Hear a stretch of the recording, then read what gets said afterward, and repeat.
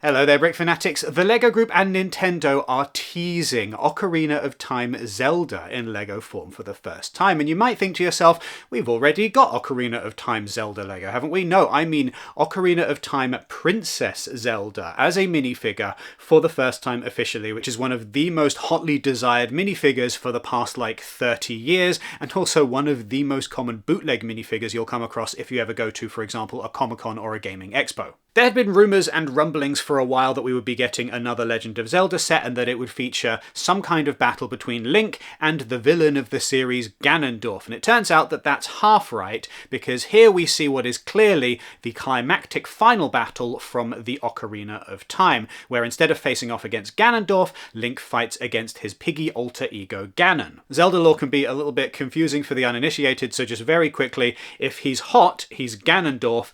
If Mummy Pig finds him hot, he's Ganon. Sorry, Daddy Pig. Now, while the set itself has not been revealed yet, this tease is enough for us to have quite a lot to go on. It is easy for the imagination to run wild and come up with what wonderful and weird things could possibly be included, but it looks like we might be getting something vaguely similar to one of the earliest LEGO Ideas projects based on The Legend of Zelda to actually gain any traction, where Link fights an Iron Knuckle. Like a little diorama scene where we've got Link and we've got a brick-built figure for him to fight, and then presumably, hopefully, we'll also get a Zelda minifigure to go alongside that, because she is part of that battle, although cut off from Link a little bit for most of it. And then maybe like a little bit of terrain or something to set the scene, hopefully something a little bit more than some of the flat dioramas we've had from Marvel in the past few years. But this could potentially be that kind of set, and that is all I've been wanting from The Legend of Zelda LEGO basically forever. It doesn't need to be massive. In fact, it would be really good if it is not absolutely massive, because we've got an absolutely massive Zelda set, and it costs more than a Nintendo Switch and the game that it is trying to represent. So fingers crossed here. Fingers crossed we get something that is a little bit smaller, a little bit more compact, certainly maybe not necessarily any cheaper in terms of price per piece, but definitely something with fewer pieces to it that is therefore a little bit easier for more Legend of Zelda fans to actually be able to afford, rather than something that they drool over but ultimately can't justify, especially when a set like the Great Deku Tree only uses 2/3 of its pieces, depending on which set of instructions you follow. But there is something else here that could potentially be a big game changer for LEGO adaptations of video games. We've had a bunch of LEGO sets now based on pixel video games. These ones with the little tiny squares to them that displayed on a 2D screen, your Marios and your Sonics, these kinds of representations of older 8 and 16-bit video games. And now we're potentially getting something which is based on a 64-bit polygon game. And yes, the same is true of the Great Deku Tree, but if you look at the Great Deku Tree in Ocarina of Time, you can't count the polygons in the same way that you can with the Ganon model. What does that mean? Well, 3D video games, by and large, are built around polygons, where the computer can draw a bunch of different flat shapes and then connect the ankles and the lines together in order to make a shape in 3D that then can be rotated and turned around and moved as is necessary.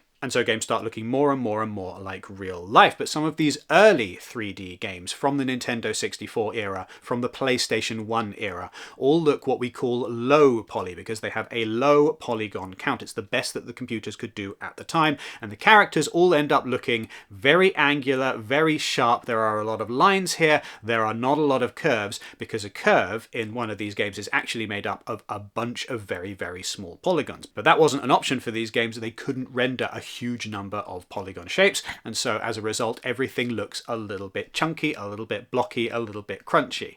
And that is an absolutely perfect art style for LEGO, which also doesn't do curves very well, but is very, very good at straight lines. If you look at that Ocarina of Time Ganon model, you can see just how well this would translate into LEGO, especially when you consider how long and lanky his arms are, how he's got those very obvious joints there. You can see this being something similar to Surtur from Thor vs. Surtur, or something similar to Galactus, or indeed the set that this one inspires in my mind more than any other would be the Balrog Book Nook. This kind of design of a big, hulking, scary-looking monster facing off against a single little minifigure is absolutely how I feel that this Legend of Zelda LEGO set could look. It's perfect. It would be in keeping with what the LEGO Group has been doing for a bunch of these LEGO sets. It would be a wonderful thing to translate into LEGO form. And even as I say that, speculating wildly, I can already kind of imagine where the weak points might be on this design specifically. I can envision a lot of very visible ball and socket joints for various different arm joints and leg joints, maybe even in grey rather than being in a colour that matches the rest of the set. Certainly we've seen that kind of thing from LEGO sets in the past. But even so, this could be a pretty darn neat little display piece for Legend of Zelda fans. And if it does work, if it really turns out to be a hit set, then I could see other low poly video games getting the LEGO treatment in a similar fashion. I would absolutely adore, for example, a Final Fantasy VII set where instead of having minifigures, it's got a bunch of those chonky low poly character models from the game, because they just look so cool with the benefit of hindsight. That's the cool thing about low poly, is at the time that these games were being made, it was the absolute best that the developers could do. And then we had a few years where they just looked atrocious compared to some of the more modern things. And then eventually nostalgia took hold and people started re-evaluating the low poly models and saying, actually, these are quite charming in their own weird way. And now we get games much like how some games are built with pixel art in order to emulate the style of older games. We get a bunch of low poly games which are borrowing that aesthetic from the Nintendo 64 or the PlayStation era in order to do the kind of thing that those games could do that maybe better looking games just can't achieve.